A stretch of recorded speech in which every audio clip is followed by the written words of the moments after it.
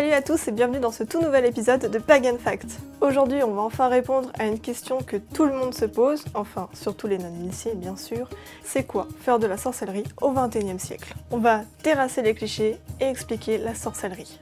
Parce que non, ce n'est pas forcément faire des petits sachets d'ossements de poulet pour maudire quelqu'un. Enfin du moins, pas quand on pratique la magie blanche. Alors, qu'est-ce qu'une sorcière ou un sorcier au XXIe siècle? Quelles sont les bases de la sorcellerie contemporaine? C'est ce que nous allons voir aujourd'hui dans Pagan Fact.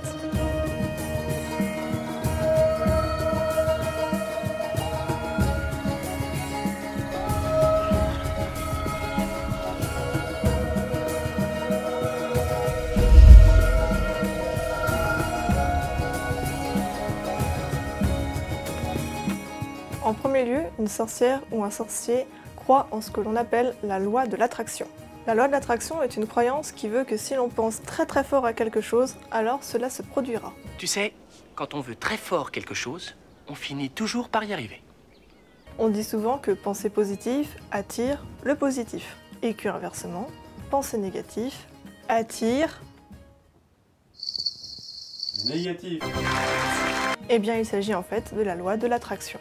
On attire ce que l'on renvoie à l'univers. Donc les questions de chance ou de malchance ne sont pas le fruit du hasard, ou du destin, ou d'un dieu capricieux, mais ça vient de notre propre façon d'appréhender le monde. En gros, vous êtes la clé de votre propre bonheur, de votre propre chance, ou de votre propre malchance. Bien que ce ne soit pas chose aisée, il suffit de changer sa fréquence de pensée. Pour le dire simplement, il faut vous mettre sur la fréquence de la positive attitude. Les énergies, les vibrations et les fréquences similaires s'attirent mutuellement comme des aimants. Il faut donc pratiquer la pensée positive. Pour attirer du positif, il faut bien sûr axer nos pensées dans ce sens-là. Par exemple, il ne faut pas dire « je ne veux pas être malade », mais il faut dire « je veux être en bonne santé ». Ou même mieux, « j'aimerais être en bonne santé, je souhaite être en bonne santé ». Ne pas dire « je ne veux pas être seul », mais « je souhaite être bien accompagné ». Du coup, il faut aussi essayer d'accueillir les mauvais moments comme des leçons à prendre, des passages d'apprentissage. Mais rien de plus qu'un passage.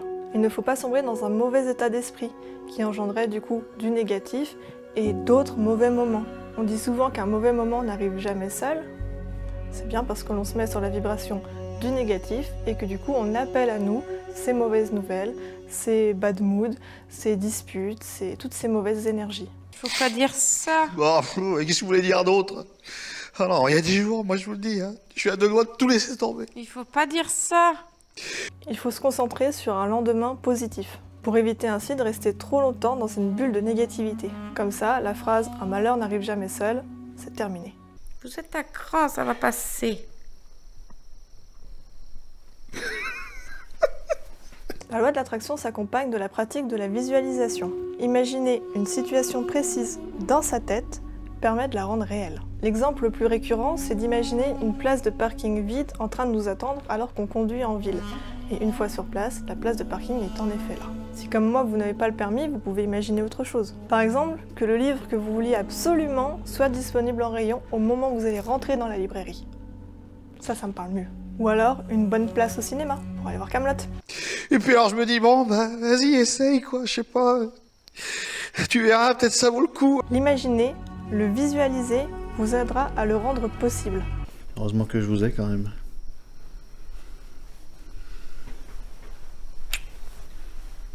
Après, ça va pas réaliser tous vos rêves non plus. Commencez pas à vous imaginer l'incroyable, l'impossible. Moi, tous les matins, quand je prends le bus, j'imagine que je vais croiser Alexandre Astier en allant au boulot. Je croise jamais Alexandre Astier. Hein. Quoi, mais quoi? Mais qu'est-ce que j'ai fait encore?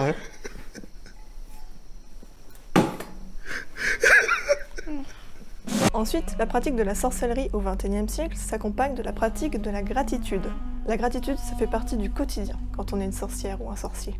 On remercie le soleil de briller ou la pluie de tomber pour arroser nos plantes. On remercie la vie de nous offrir autant de trésors chaque jour. On remercie l'univers pour tous les bons moments qu'on passe à chaque instant. Avoir conscience et ressentir de la gratitude pour chaque chose qui nous est donnée, même si ça paraît complètement évident. Par exemple, avoir un toit au-dessus de la tête ou manger à sa faim, c'est pas donné à tout le monde mine de rien. Donc ressentir de la gratitude envers sa vie, l'univers, ses dieux, ce que vous voulez, c'est très important. Et ça permet de rester en plus sur la fréquence du positif.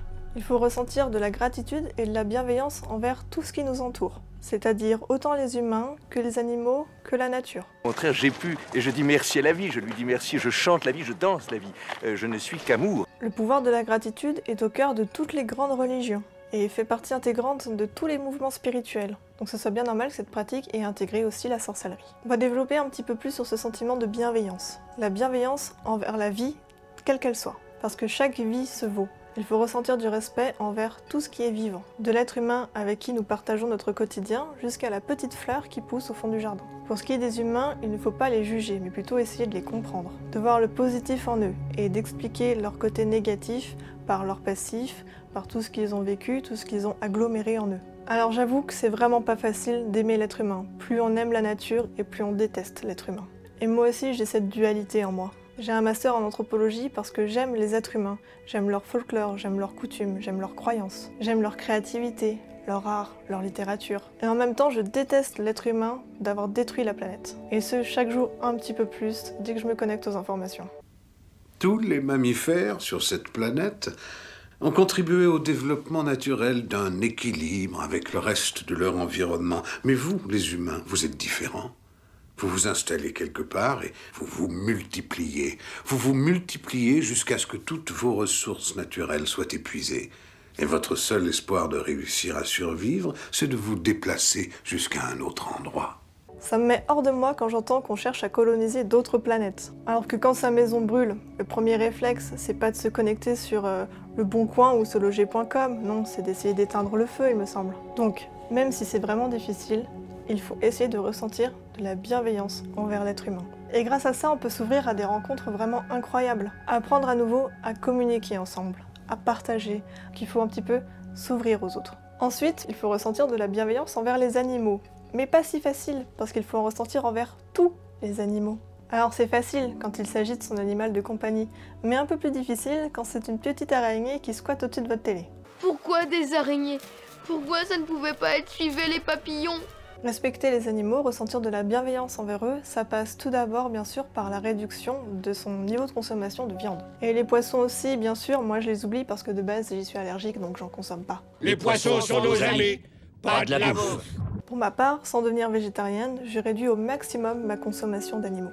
Pour commencer, je trouve ça bien de refuser de consommer des bébés, comme des agneaux ou des veaux. Ils ont même pas eu le temps de vivre, alors c'est franchement pas les respecter que de les manger à peine nés. Ensuite, il faut essayer d'acheter de la viande élevée en plein air, au sol, nourrie avec une agriculture biologique, ou remplacée par des alternatives végétariennes. Mais il n'y a pas que les animaux consommables. Il faut essayer de préserver chaque vie. Surtout t'affole pas, gentil raton laveur, car ta vie est entre les mains d'Ace Ventura, l'ami des animaux. Quand il y a un nuisible chez vous, il faut plutôt essayer de le capturer plutôt que de le tuer. Moi par exemple, je passe souvent pour une fêlée dans Lyon parce que je ramasse les escargots qui vont sur la route et je les remets dans des bacs de fleurs. Après, c'est vrai que c'est compliqué quand vous avez une grosse araignée ou quelque chose qui vous fait un petit peu peur chez vous. Le premier réflexe, c'est d'attraper la pantoufle ou la Doc Martens. Mais il faut pas. Et la technique du verre, de la feuille, ça fait un peu peur, mais ça se fait quand même. Harry. Quoi?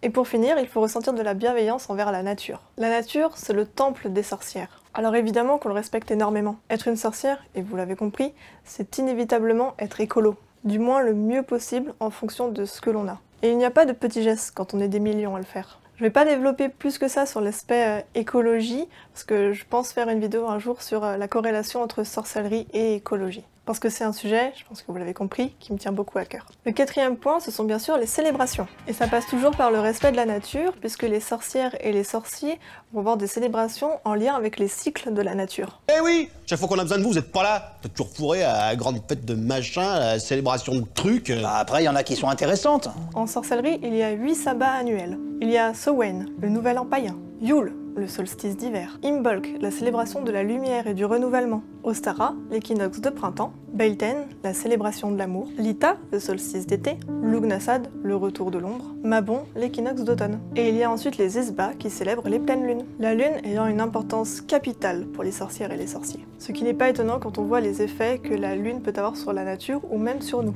Alors voilà, c'est la base de la sorcellerie au XXIe siècle. Après, oui, bien sûr, on fait des potions, on jette des sorts, on pratique des enchantements. On utilise des plantes, des encens, des bougies, des pendules, des tables, des oracles, des baguettes. On croit au pouvoir des pierres. De certaines divinités. On a des croyances alternatives. Qui viennent d'anciens cultes païens. Bonjour. Mais malgré tout, et avant tout ça, être une sorcière, c'est pratiquer la loi de l'attraction, la gratitude, la bienveillance et le respect de la nature. Et c'est cette connexion à la nature qui permet de ressentir toutes les énergies. En résumé, pour moi, être une sorcière, c'est essayer d'être quelqu'un de positif en fait, et qui partage sa positivité avec les autres pour essayer de créer un monde peut-être un peu meilleur, un monde qui est peut-être un peu plus dans la joie, dans la bonne humeur. Il faut essayer d'être le petit rayon de soleil des autres, de ne pas critiquer, ne pas juger, ne pas rester coincé dans des énergies négatives, ne pas rester coincé dans la colère, dans la tristesse, ne pas râler à tout va autour de soi. Essayer vraiment de faire en sorte que soi et les autres restent dans une énergie pleine de positivité, d'amour, de bienveillance. Pour moi, c'est ça vraiment la sorcellerie. C'est ressentir de l'amour pour soi et pour les autres à l'infini. On pourra bien sûr faire une seconde partie pour le côté que je viens de vous énoncer, la pratique de la sorcellerie un petit peu plus alternative, avec les sorts, les enchantements, les potions, tout ça. En attendant, j'espère que cette vidéo vous aura plu et qu'elle vous aura un petit peu éclairci sur le sujet, qu'elle pourra également vous aider à rassurer vos proches qui ne comprennent pas forcément votre pratique. Et en attendant de prochaines vidéos, n'oubliez pas de laisser un petit like si ça vous a plu, un petit commentaire et surtout abonnez-vous. Et on se retrouve très vite pour de nouvelles pratiques magiques. À bientôt!